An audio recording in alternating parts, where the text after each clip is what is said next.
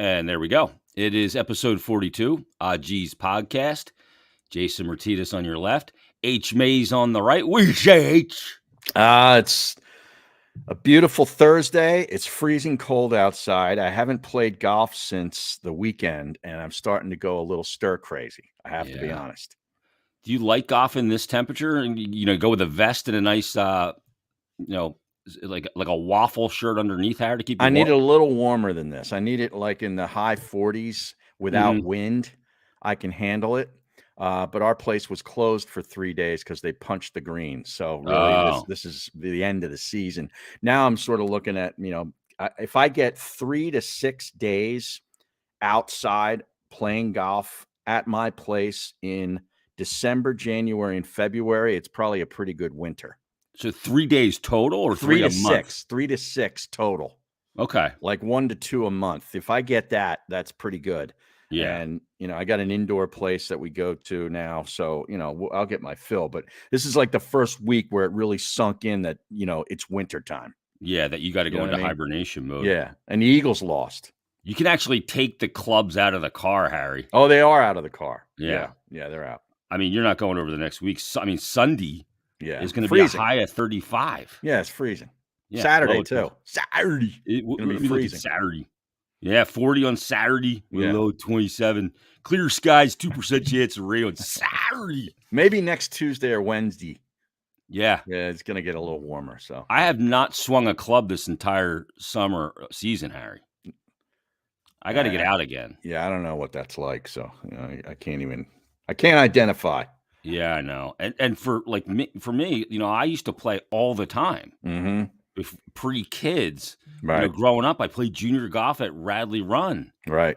And every day I grew up in a golf course all summer, right? Had that handicap nice and low. I don't even know what it would be now, Harry. I'd probably be about a 15 or 16. This is a lot of people would take. This is the first show that we've done where the Eagles have lost since last January.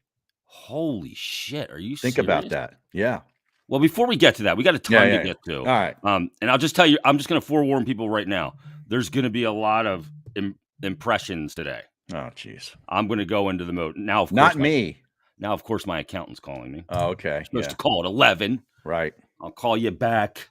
Bean counter. That comes up today on what we're going to discuss. The term. Yeah, so tell people about Wealth Advisors, Harry. Yeah, exactly. Well, they're they good can count your beans. Yeah, Angelo had a lot of beans. Right. They're not in radio counting beans, okay? Exactly. Wealth Advisory Services, if you don't know them, you should by now. Paul, Dave, and their entire team have over 100 years of first-class service, working with all different levels of investors across the country. There's something more powerful than luck or coincidence that helps bring financial independence. It's called planning. And as pros dedicated to continuing education and a high standard of ethics, they leave nothing to chance. Wealth Advisory Services coordinate with other trusted pros to ensure seamless management of your assets with services that range from portfolio management, insurance, tax, estate, retirement planning, and beyond. Located in Bucks County and Cape May, New Jersey, wealthadvisoryservices.com, a personalized approach to managing your wealth. There you go. They can count your beans. That's right. Bean counter. What an underrated term. It really is. That's an old school term, isn't it? It is. It is. I think this podcast that we're going to discuss might bring bean counter back into the lexicon, Well, bean counter only matters if you make a lot of dough. Right. Yeah. You got to have beans to count. Yeah. I mean, when I got zipped, Harry, in a corporate, what they call RIF, which is a corporate reduction in force. And they can, circumvent a contract by doing that. I had 13 months left on my contract. Wow. And they can do that, but they cannot replace your position. They have to eliminate your position. So they're fine with that in radio, eliminating positions. Yeah, because they just, they just keep Andrew in the other room as the producer, right. And then make him work harder and longer. Yeah, and for no more money. Right.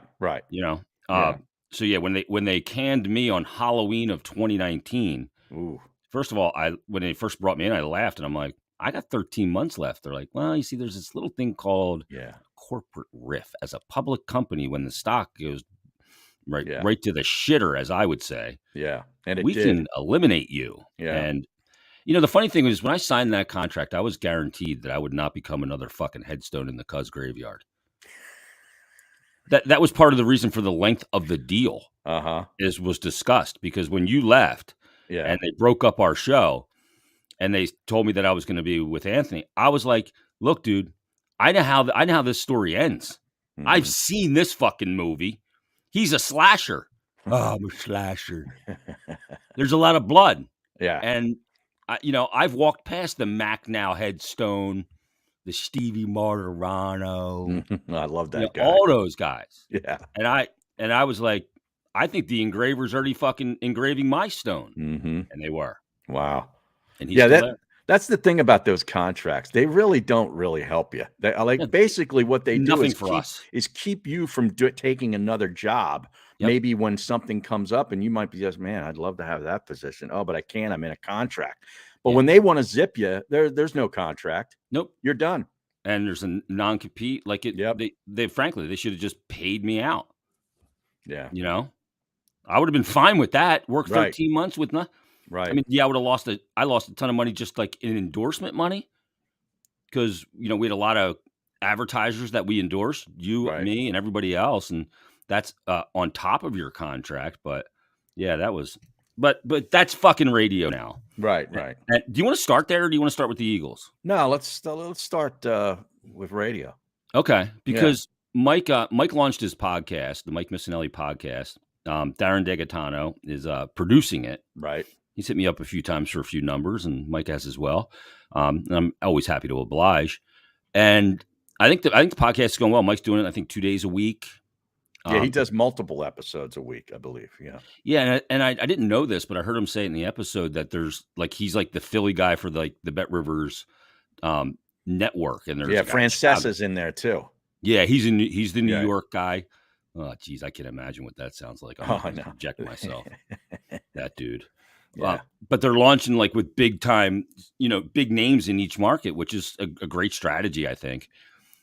So Mike had on Angelo on his podcast to talk about the end of Ange's career, Mike's career, their time together, the launch of sports radio. Being reporters at the Inquirer way back in the day in the 80s. Yeah. I mean, that was a really interesting angle to me that's how a lot of this was in this city. That's how it was built. In New York, it was built with radio guys. Mm-hmm. Here, it was built with print guys, which is far different.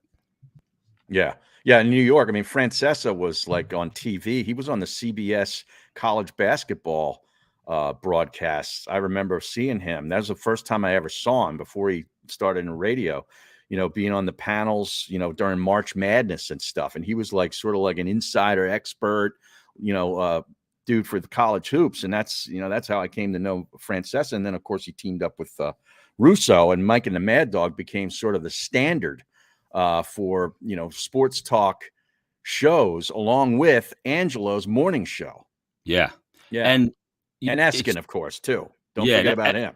I mean, he preceded all of them. Yeah, he was doing that show on WPHT, and then it turned it into WIP and the whole thing. But, it's so weird because we're so close to New York geographically, but the shows were so different. Mm-hmm.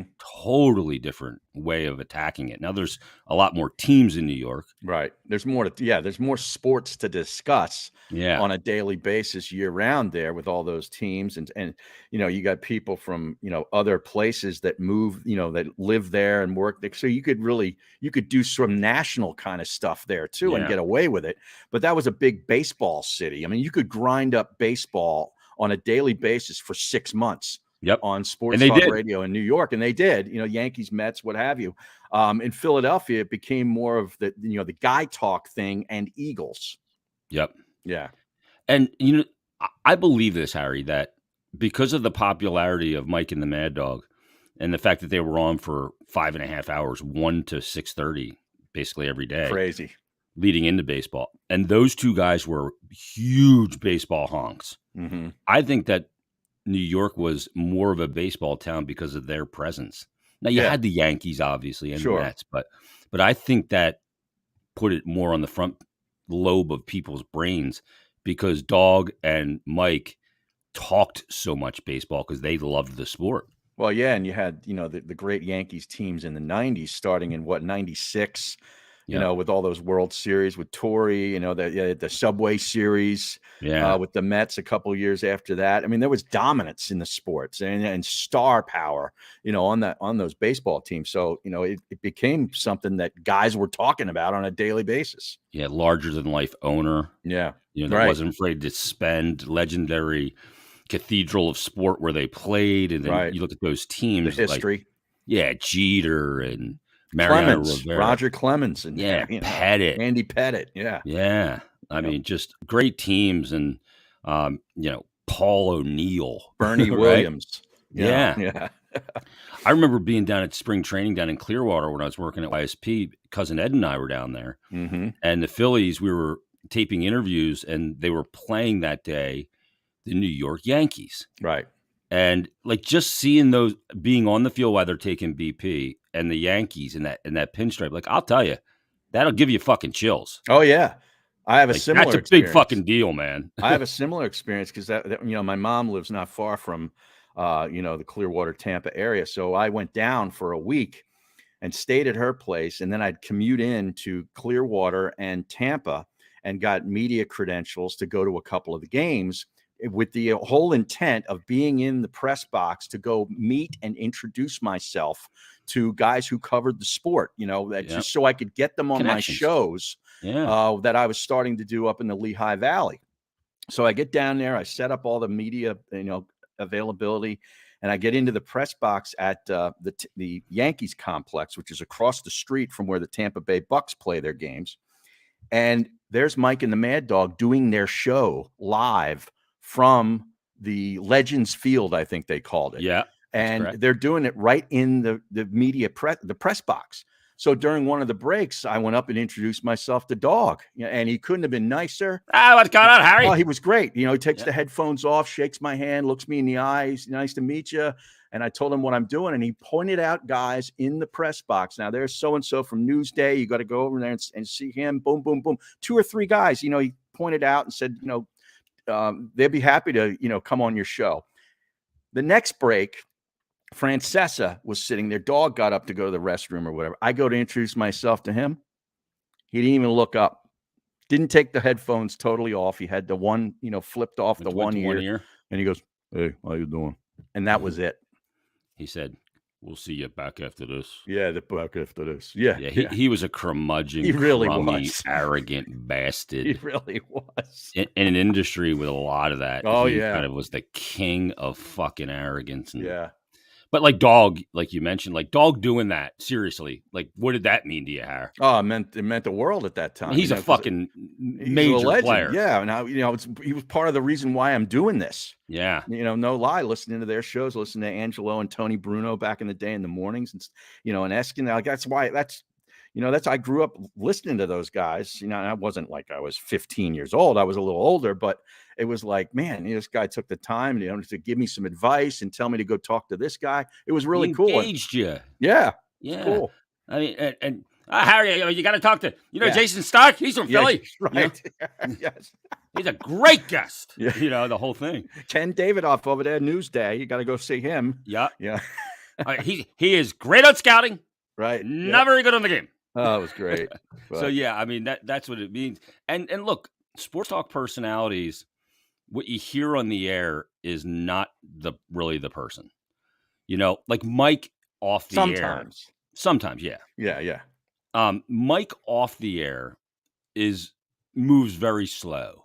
Mm-hmm. Missinelli, like he's very almost chill. Mm-hmm. But on the air, he's a fucking litigator. Right. Frankly, he's a pain in the ass on the air.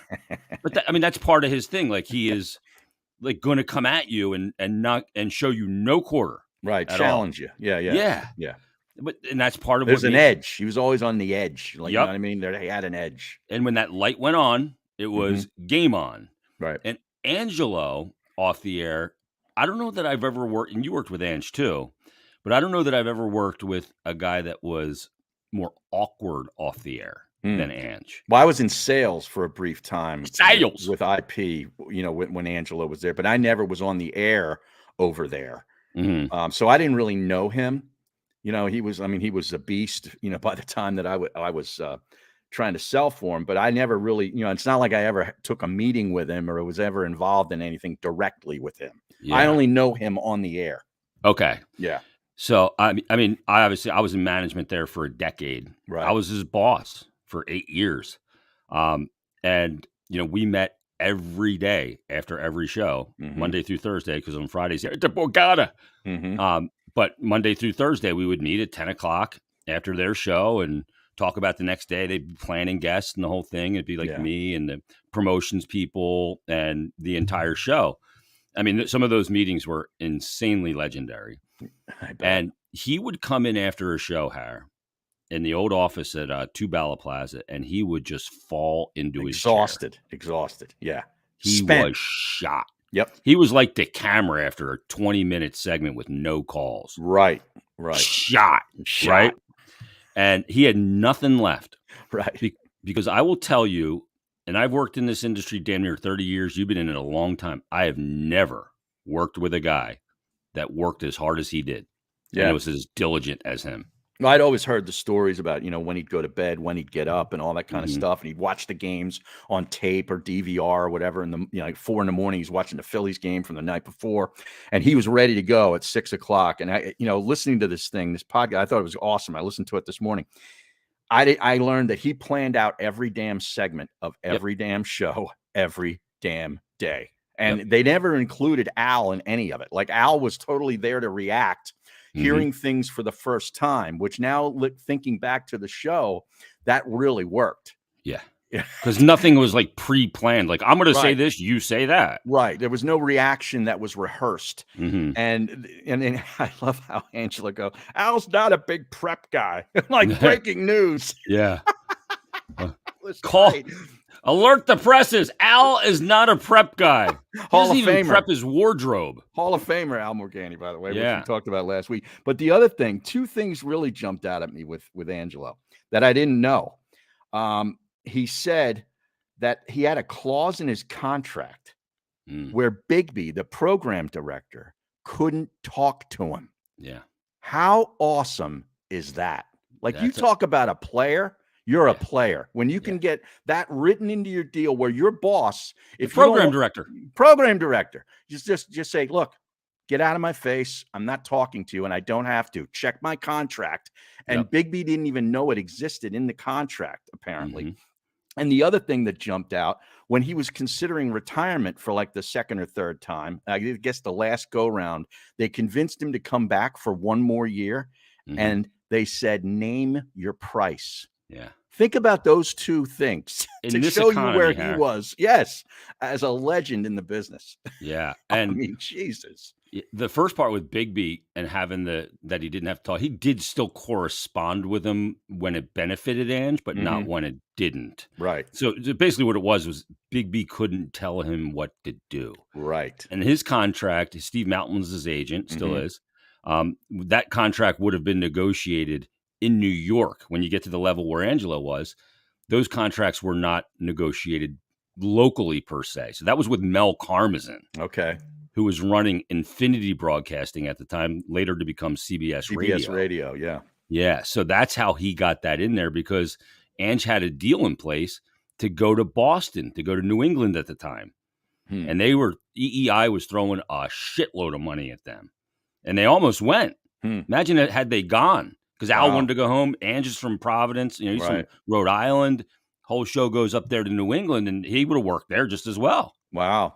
I wasn't aware of that. Yeah, that's how that all happened. I remember talking to Ange, and he said that's when because he had a serious offer from Boston, his salary more than doubled to keep him in Philly. And it was a good move by them because he's been a fucking animal.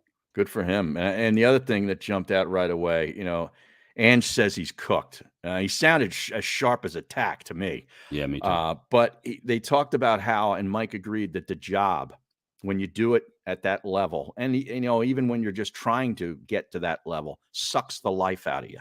And I don't think the listener really ever understands that. They think, oh man, you guys just go in there and talk sports. What a great life. And it is a great job. Yeah. But when you're not on the air, like when you're on the air, it's kind of like the time to release, you know, just let it go.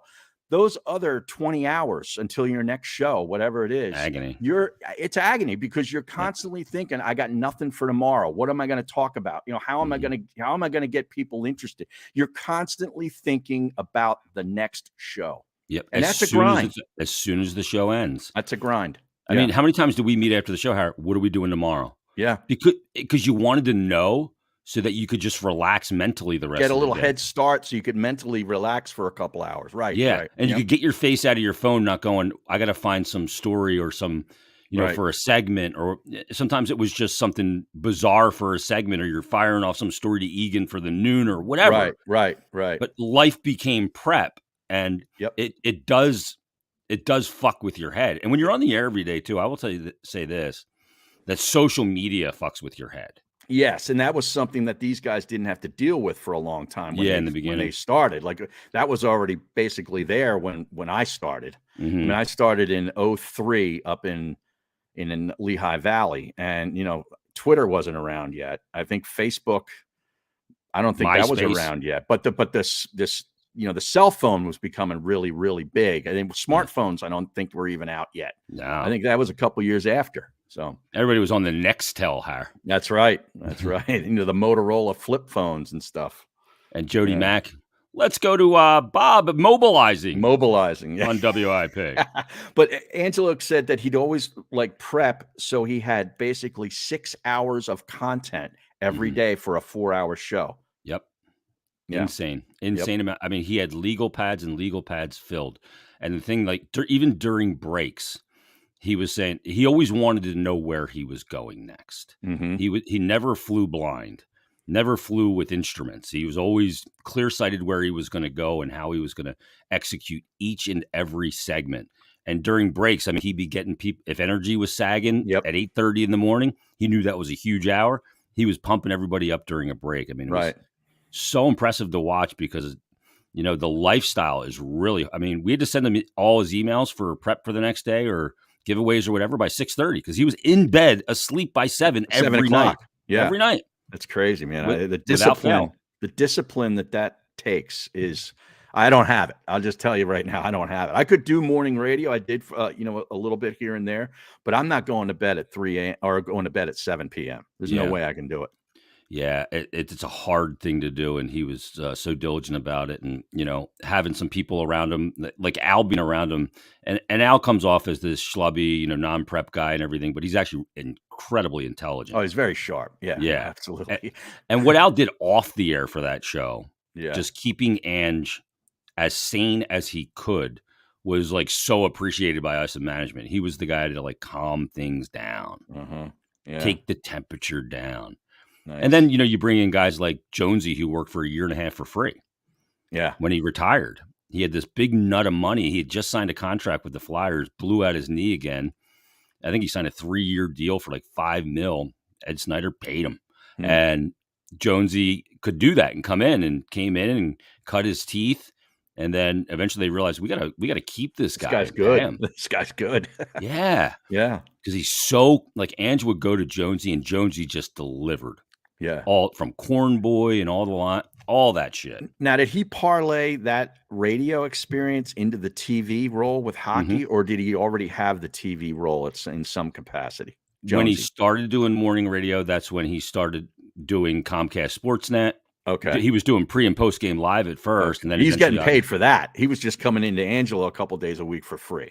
Yeah. At the start. Okay. Yep. And then he parlayed, the pre and post game live gig when they moved on from Dorney and Coetzee as the analyst and put him on TV as the analyst. And, when the NHL had the lockout and came back, and they came back with the OLN, the Outdoor Life Network. Yeah. Oh, yeah. I remember that. That's when he picked up the national gig in Stamford, which led to Versus, which led to NBC, which has now led him to TNT.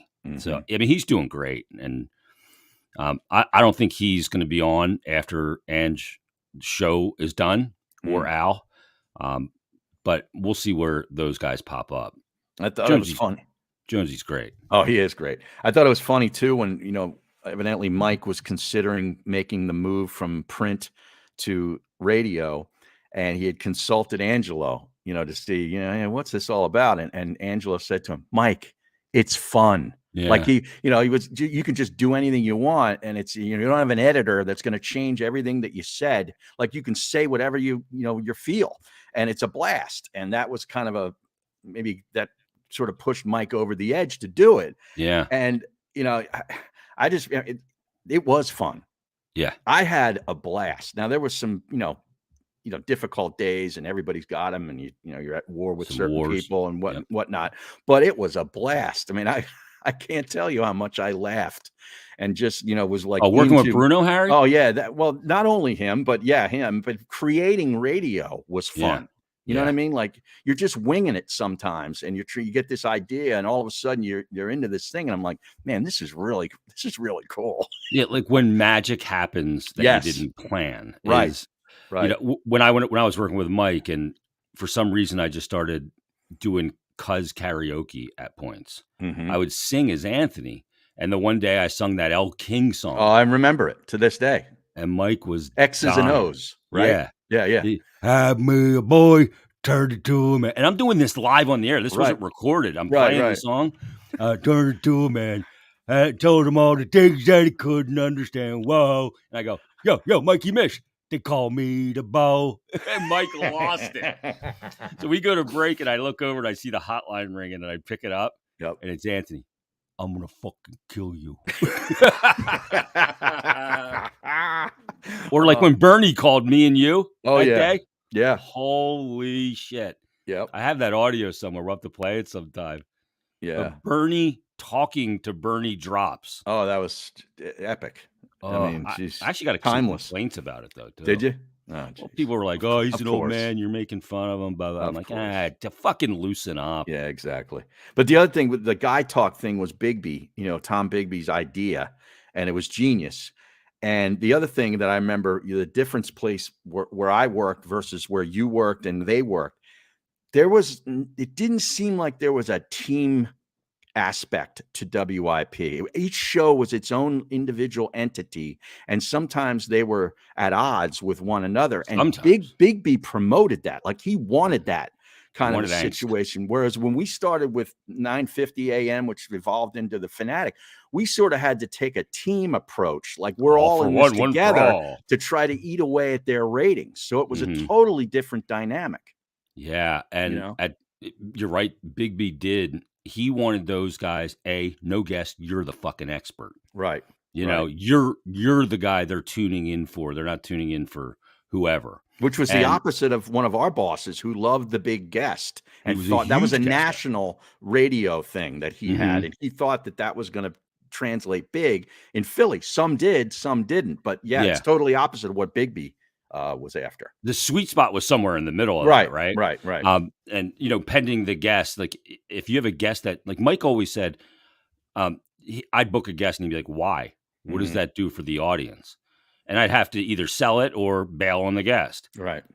But you had to have a guest on, not just to have a guest, but to bring something to the table that could foster conversation, opinion, and debate or whatever. I thought that was interesting too.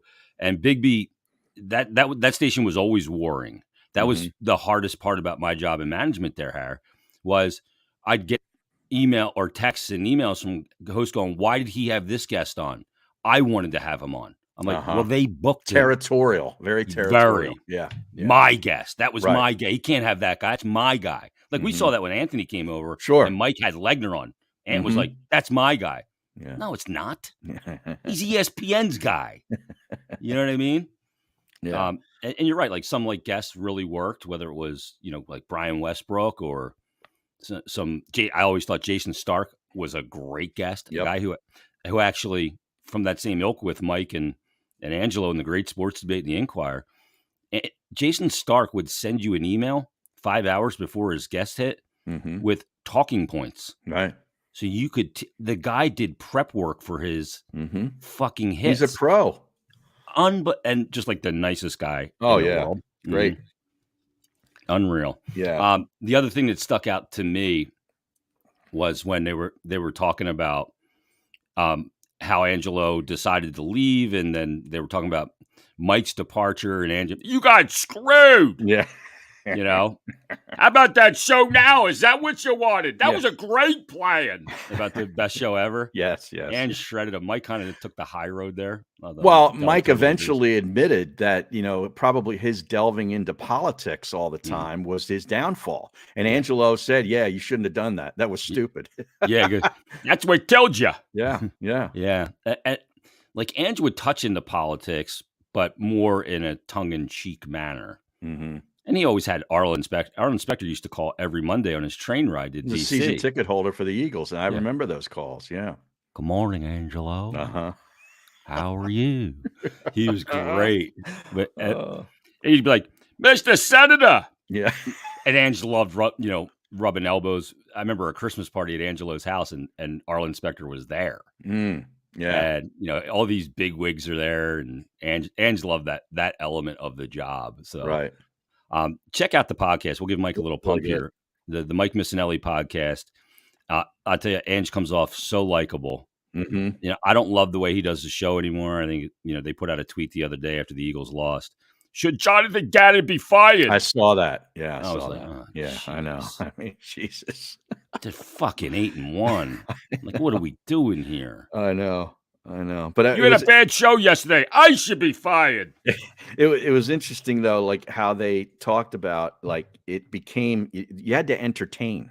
Like, it wasn't just coming on the air and being Mr. Sports Reporter and talking about sports. It became, you had to entertain. And I remember that the point in my career where I finally realized that we had a program director. He wasn't there very long. Greg Henson was his name. Mm-hmm. And he's a lifer. I mean, he's bounced around in so many different markets as a host. He hosted the morning show at the station, plus was the program director. And he pulled me aside one time because he'd listened to the night show that I was doing with Yannicone and Robbie Ellis. And he said, listen, he goes, like, I know you've got a personality. I need more Harry Mays and less Costas is the guy that he brought up, Bob Costas. He goes, I need more you, less Costas. And it took a little while for that to really sink in, but he was right. Wow. You know what I mean? Wow, that's incredible. Yeah, it was. I'll never forget it. I think Johnny Marks was there when that happened. Oh, really? Yeah, he's aware of that conversation. Yeah, I remember Conklin telling this story about Bigby coming to him going, I need more. I don't need Joe Conklin. I need more characters. Like he never wanted Conklin to be on the air as Conklin. Right. Oh, and I'm sending a text real quick here, Harry, because AJ just posted this. Said, "Yo, boys, you guys are on 92.5 HD3 right now. Don't ask me how I found that." Now, what? So I just sent a note to my guy over at the Flyers because the Flyers broadcast network is on that HD3 channel, and somehow my thing is feeding that. No way. Yeah. Oh, wow. Well, maybe they should make this a permanent part of 92.5 HD3. We're going to see a big spike in the ratings. No, it's just me. He said it's just me, not. Oh. What do you mean just weird. Me? So they're only getting your feed? I don't know. Wow, that's incredible. Or is it maybe it's a rebroadcast of Flyers Daily or something. Flyers Daily. Okay. Wow. All right. I was going to say, because this is a 92.5 HD3 is a Beasley-owned property. Oh, wow. Oh, he says it sounds like a stick to hockey or a post game. Oh, okay. Freaking me out. Don't get me all excited here, AJ. Jesus. Forget that. Me and Harry were back on terrestrial radio. Exactly. Oh, my God. Yeah, it really is a good episode. It was great to hear both their voices again. Again, it kind of harkened you back to, like it's why I got into the business is listening to those guys in the 90s. Yeah, I think you made a good point. That doing the job is fun, and in a lot of ways, it's very therapeutic. The 4 hours on the air, very cathartic to get all the shit out. And that's the thing too. Like people don't realize, like I can do that. I know sports, but it's not about knowing sports. No, it's about being able to carry an entertaining program for 4 hours, and you don't have the option, Har, of going, hey, there's no phone calls. Here's Led Zeppelin. Right. Yeah. Right. Oh my! Let's play an album side. Yeah. Until Jason Starks hit at 3:00 or whatever. Yeah, we got 20 minutes. Let's play Kashmir and Right. Whole Lot of Love. You And know? the levee breaks. Yep. And then we'll follow that with a whole lot of Rosie from AC/DC. Oh man. Whole lot of Rosie. Hilarious. Anyway. But good podcast. I'd suggest everybody listen to it. Yeah, I'm gonna send Mike a note about it too. We'll get Mike on too. Maybe it's time Mikey Miss and I break bread. And I mean, the last time I appeared publicly with Mike anywhere was when I called into his last show and was like, "You got anything else planned?" I came off like an insensitive prick, but I thought it was his call, so I didn't know. Well, we went from me. It was funny too, because Angelo gave props to Howard Eskin for, his place in the business and, sort of, helping put WIP where WIP is. And Mike couldn't give him any credit because he hates him. Yeah, he couldn't utter just the can't words. get past it. Yeah. AJ says the radio programming in this city is fucking trash now. That drive home slot is the worst thing I've ever heard. I don't listen to it, so I don't listen anyway. So yeah, so I can't really comment on it. I got friends on that show, like I know Hunter a little bit. He's a good dude, hockey man, played junior.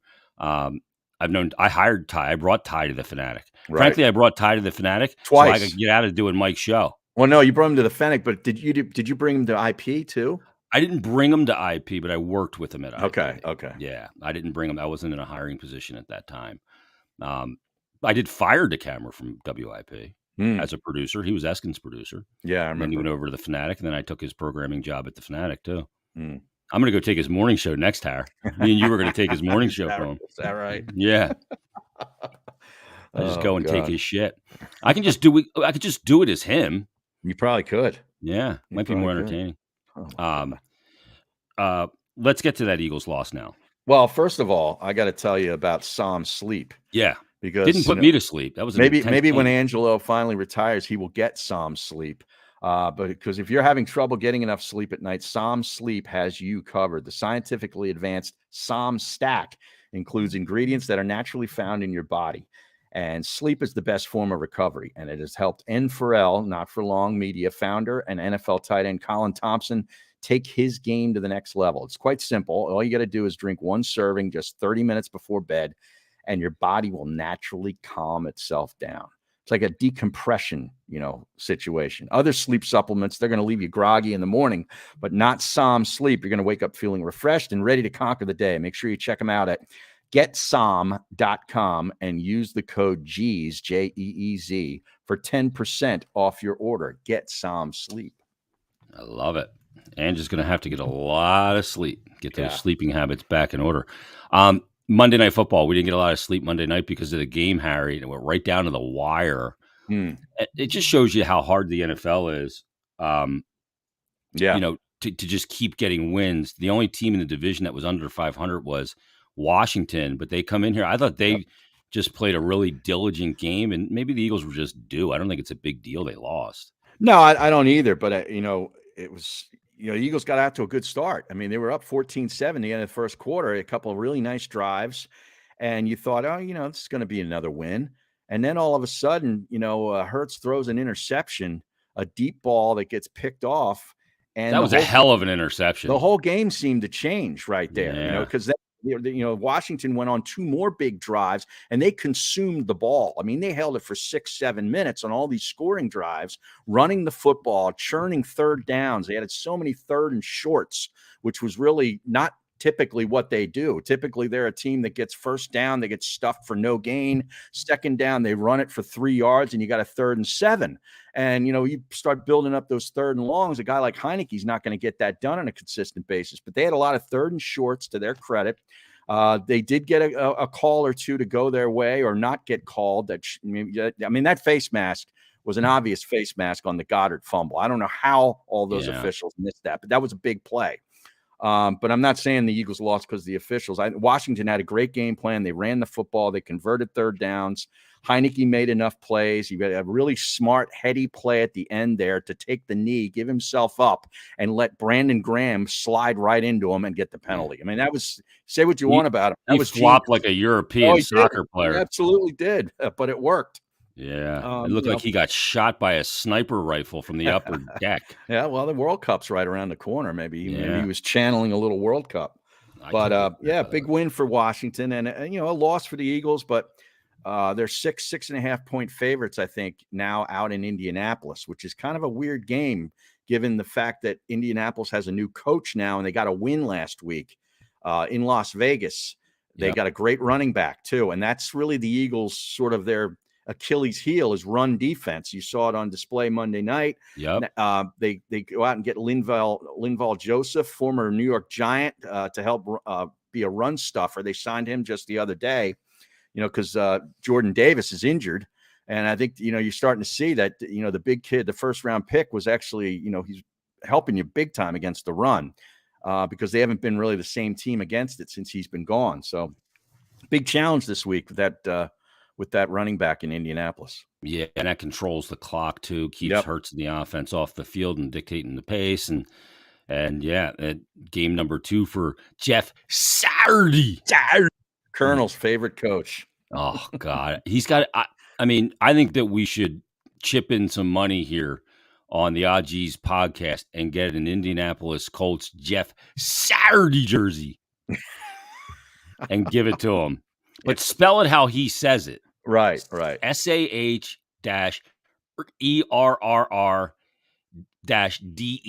Saturday. D. Yeah, Saturday.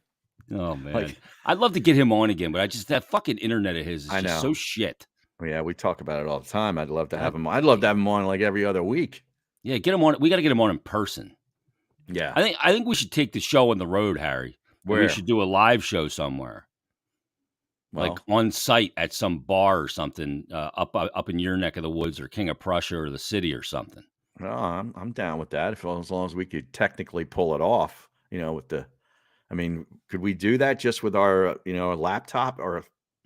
Yeah, and we just have to plug into some sort of PA system. Right. I have a lot of those, from all the music shit I have in here, amps and stuff like that, but a PA, and most bars have that on site. We need some backline, Harry. Backline? What's that mean? I don't know what that means. A backline is when like a band comes in or a singer or guitar player comes in, and the backline's already there of a drummer and a bass player. Oh, okay. The rhythm section. Yeah. Yeah, it starts to happen. It happens a lot in the blues world. You could just give me something in the key of E blues, and the guy just riffs over top of it and solos like a maniac. Yeah. Brian Cunningham suggests Barnaby's. That used to be one of my haunts over there in Havertown. Yeah, I mean, they got multiple. They got Havertown. Yeah. They have one in Westchester. Right. Matter of fact, yeah, Barnaby's would be a good spot. I know a guy over there. Let me contact him. Yeah, I saw, speaking of Westchester, I saw the Stuli Presidente was out in Westchester last week eating pizza. Oh, really? Yes, at Pizza Westchester, I think was the place. The place was called, and because they had Barstool had their college basketball tournament. Not really a tournament. It was like a doubleheader that they held at the Wells Fargo Center a couple days ago, and I think they were all in town for that. So he went out to Westchester and ate pizza. I'm looking through his Twitter feed. Okay, here that's at Benny's. Yeah, Benny's Pizza. That's right on Church, I want to say. I thought, well, maybe he did more than one then, because I thought this was called like Pizza Westchester or something. Maybe he did. That's the first one I saw. Let me see. I'm going down to see if he does another one. But he liked it. He gave it a pretty solid review. Yeah, whenever I take Evan to go get the haircut, get the salad trimmed hair over at Cruisin' Style Barbershop. Uh-huh. A buddy of mine I went to high school with owns that joint, Craig. Right. And yeah, that's the only one. We stop at Benny's and pick up a couple slices after. Nice. Good spot, Benny's Pizza. Yeah. Yeah. It's amazing. Like that guy goes and eats a slice of pizza and everybody's watching him. Yeah. It's incredible. They go fucking nuts, right? Okay. Yeah. Benny's Pizza. That is the place. I mean, they had, wait, that's a different one. No, that's a different one. There was another one. So he did do two of them. He must have done multiple ones. In Westchester, huh? Yeah. In and around Westchester. Yeah. The one on Benny's was 18 hours ago. Yeah, this was like a couple days ago, I want to say. What the hell is Portnoy doing out here in Westchester? Well, they're headquartered. Yeah, here it is. Westchester Pizza Cafe. And this was a day ago that he posted this. This is a different joint. Westchester. Oh, I see it here now. Yeah. Where's Westchester Pizza Cafe? I don't know, but evidently Brent Selleck hangs out in there. He knows the owner, and they called Brent Selleck while he was in there, and they gave the phone to him, and he's talking to Selleck. Oh, really? Okay. At this place. All right, it's on 701 Nield Street. There you go. The owner's friends with Selleck, I think. Okay, yeah, Selleck lives in the area now. He lives right up the road from me here. Right. Oh, this looks like Barstool. A nice joint. Yeah. Barstool's actually they're part of Penn Gaming, and I think they have a headquarter. I think they have a spot in Philly. So I think he's here every now and then, periodically. Okay. Yeah. Yeah, Brent's doing the real estate thing, commercial real estate, and he lives right up the road, right up 926 here from me. Do we still have commercial real estate? I thought the pandemic killed that. Yeah. Look at definitely a different business. Ruin Tomorrow goes, get Kern an old school ISDN line. Yeah, there you go. You never know how to connect it, Joe. He'd be like freaking out. How do I connect this thing? I mean, I don't know.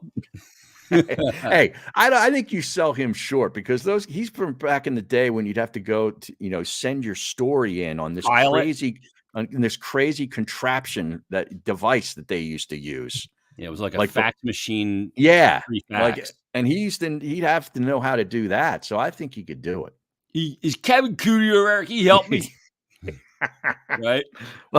I had dinner with Kevin the other night. On the Beat podcast. Are they still doing that? Yes, good podcast. I had dinner with Kevin Cooney the other night. He was covering the Flyers game, and he and I were sitting down having a little meal. Nice. Talking about the business. Yeah. I'd love it when Angela would bring him on. Kevin Cooney. Nobody's doing it better. Nobody. Jack McCaffrey. Nobody's doing it better than him either. Oh my God, it's so great. The Jack appearances on that show were legendary too. They were great. So angry. Harry, I want to hit you on a couple things out the door here real quick. All right. I found this book. My mom got this for me years ago, and I forgot about it. And I found it when I was cleaning out some shit out of the studio closet. Yeah. It's called The Bathroom Factor Flush Book. Oh, geez. True or false trivia for people on the go. So it's like one of those ones you stick in your shitter. Yeah. And it's just got like a list of 10 find the flush factor, the quiz that gives you a heads up, the flush factor's account of how many false trivia items you'll find below. See if you can spot the quartet of phony falsehoods among the facts. So let me give you 10. All right. But I was never one that liked to read books or magazines in the bathroom. I want to get in and get out of there as quickly as possible. So you don't bring your phone in when you go to take a deuce? Well, I bring my phone in because my phone's always on my possession. So yes, I do. But I'm not one that's going to sit there and like finish until I read an article and then finish. Like, I'm getting out of there. Yeah, I'm more video on the shitter than I am reading. Okay. No, I'm a YouTube shitter, Harry. Ah, jeez. I'm in the bathroom so goddamn much. Yeah. So let's start with this one, Harry. All right. Number 1, the lava lamp was inspired by an egg timer. Is that fact or fiction? I remember the lava lamps. In fact, when I was a kid, I thought they were so cool. Like some of my older cousins. My older cousins always had them in their rooms, and I never had one, but I thought, there was something like out of the late 60s, early 70s type of deal. I thought. You're saying it was because of an egg timer? Or that's what invented? That's what inspired the lava lamp. I'm going to say false. Oh, you would be incorrect. Really? Yeah. How is an egg timer producing a lava lamp? It says fact. The psychedelic icon of the 60s was invented by British accountant Edward Craven Walker in 1963 after he was inspired by an egg timer he saw in a pub. So you are 0 for 1 right now. An egg timer. I'm not visualizing the egg timer. I don't see it at all. I don't even know what an egg timer looks like. Me either. Is that just That's why I said false. Yeah. Yeah. You used to just flip the hourglass over for 2 minutes and you'd make the soft boiled eggs, which I am still a huge fan of. I'm not a fan of that. All right. Number 2. Elephants are anatomically incapable of turning their heads side to side. Is that fact or flush?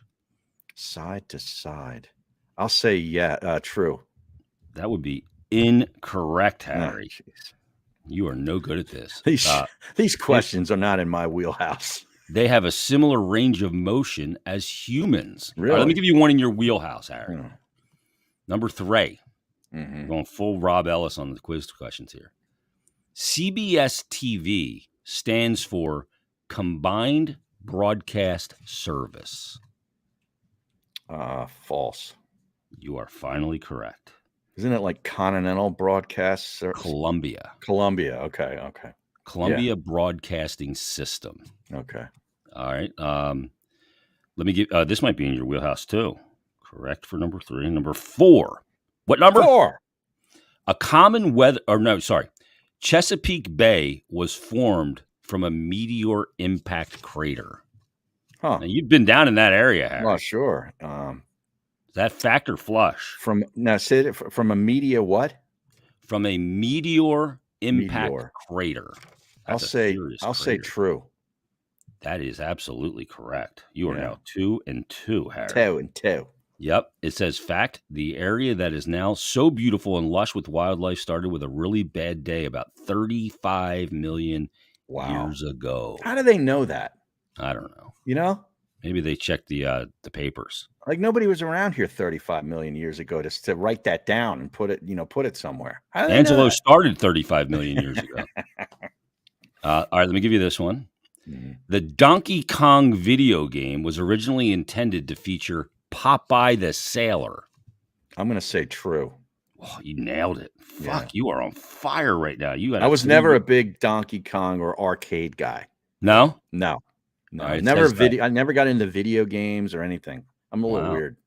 It says the Nintendo folks couldn't get the rights to Popeye, Bluto, and Olive Oil, that love triangle, and it turned into Donkey Kong, so named because its inventor thought donkey meant stupid in English.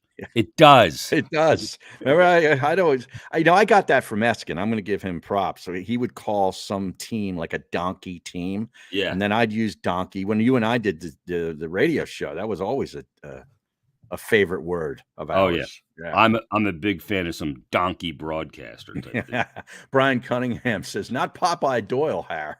Wow. Well, that's a French Connection reference, isn't it?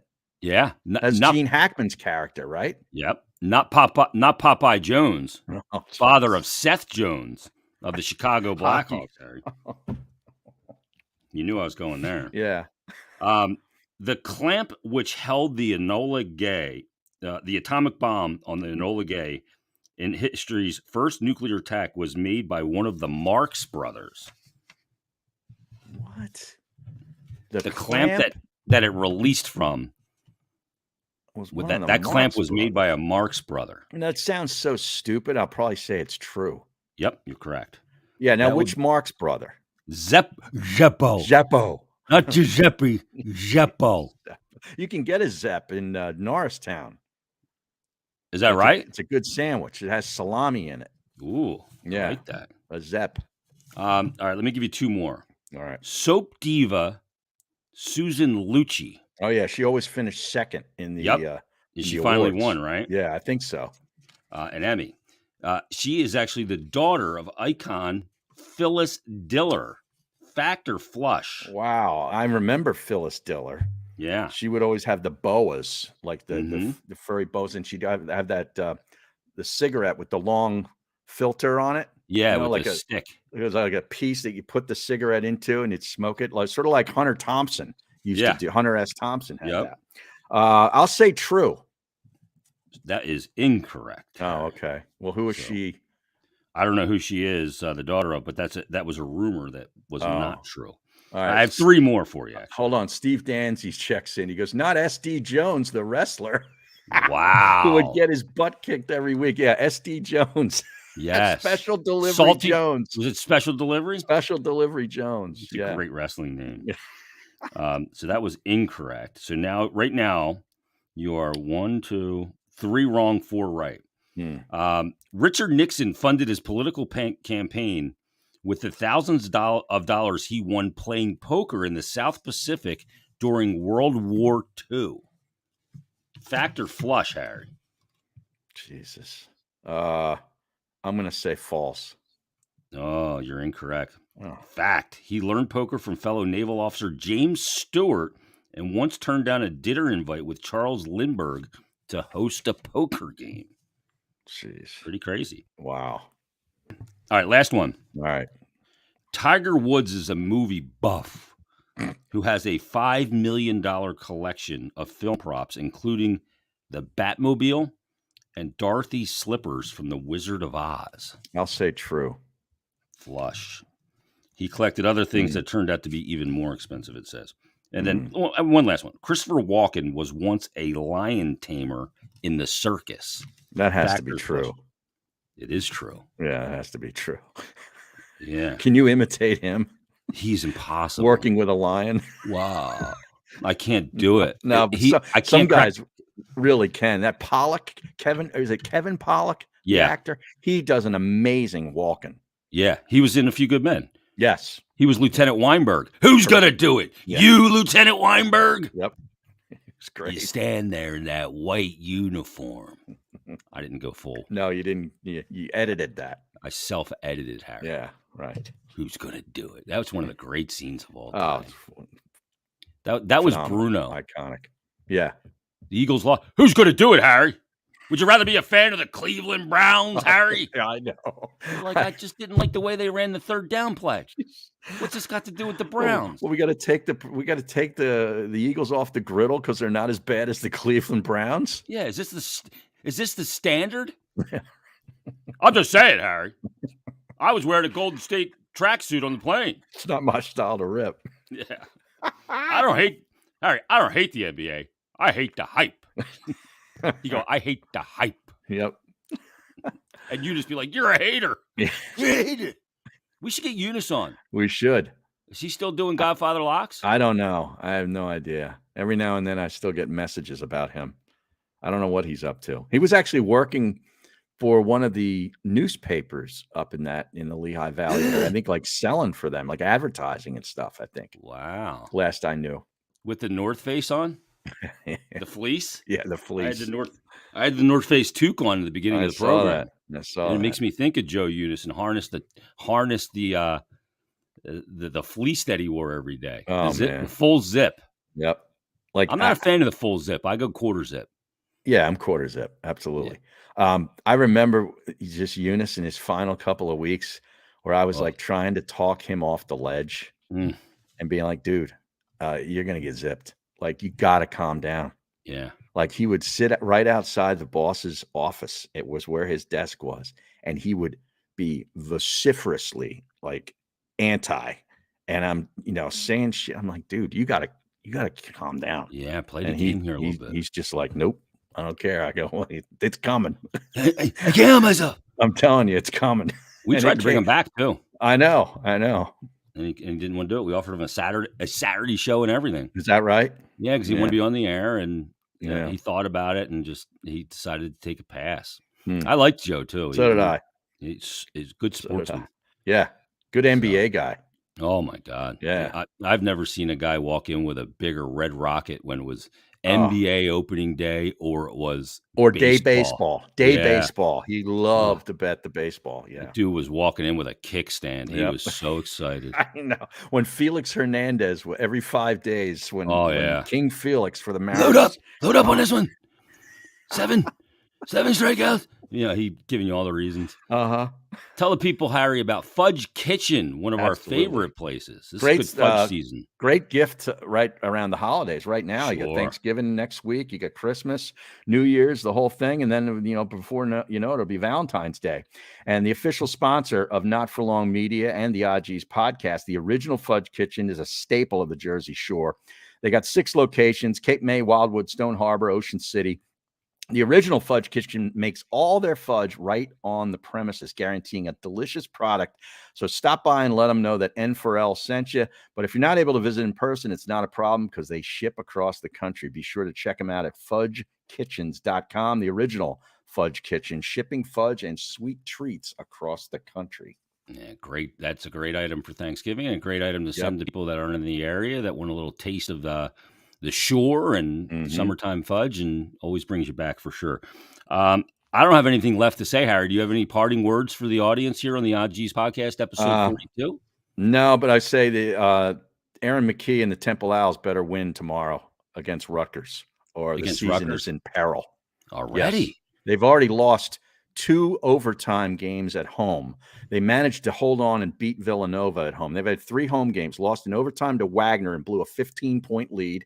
And then they lost the other night to Vanderbilt, and they had an early big lead in that game as well. There's some problems if they don't beat Rutgers. Problems on the campus. I got to see, do I still have McKee's number? I'd like to get him on. He's not coming on during the season. I guarantee you that. No, Blue won't come on? No.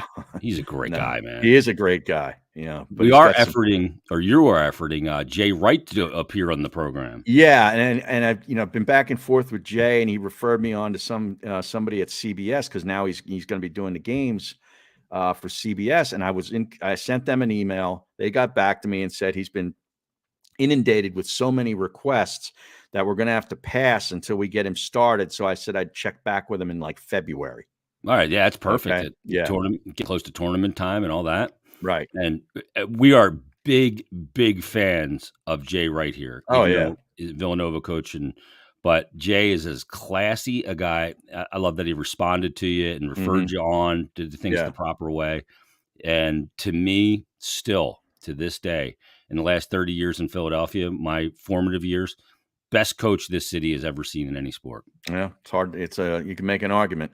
Yeah, I mean, look at the battle he had to fight with that little tiny school on the main line, and to do what he did was unbelievable, and he did it with such class and dignity. I think he's one of the great citizens, to use Pierre Robert's term, of Philadelphia. Oh, Pierre, nice. Yeah. Good morning, citizens. Yes. All right. He was also referenced on the Mikey Miss Angelo podcast. It was an interesting. I wasn't aware that they tried to move on from Pierre last year. I didn't know that. Oh, yeah. I actually knew that. Wow. Yeah. Think about crazy. That. Yeah. I think that is fucking bananas. Yeah. I guess you got to turn the page on everybody at some point. Yep. They turned the page on me and you quick. Boom. Well, you turned the page on them, Frank. Yeah. I dropped the hammer. Yeah, you did. You want to turn the page? I turned the page. Yeah. Not you. All right. We'll be back next week, episode 43 of the Odd G's podcast. Harry, have a great week. You too. And we'll talk to everybody next week on episode 43 of the Odd G's podcast.